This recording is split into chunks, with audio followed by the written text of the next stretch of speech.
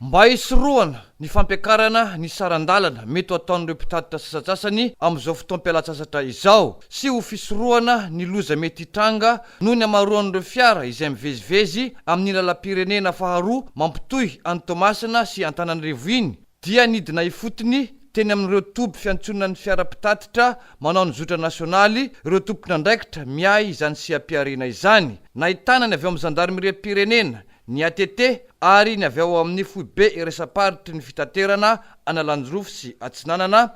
Misy mifitaraina tonga aty aminay fa mampiakatra sarandalana sasany amin'ireo coopérative ireo amin'ny le zotra makany Antananarivo ka tsy kely soroka izay atao ministera zany jeran'izay satria fitsonjovan'ny mpandeha.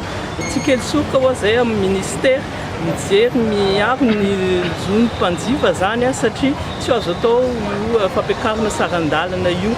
Dia manentana mbola ary mamerimberina ho an'ireo mpitatitra aoka retsika efa misy ireo mifanarahana momba ny sarandalana zany ho an'ny fiara ho an'ny coopérative rehetrarehetra izay mampiasa ny lalam-pirenena rehetra eto Madagasikara dia aoka mba le sarandalana ny fanarahana no ampiarina. Nanambara ihany koa moa izy ireo fa tsy azo atao mihitsy ny manao ny dona miverina ka hiara-ny sazy enjana izay mini mandika izany.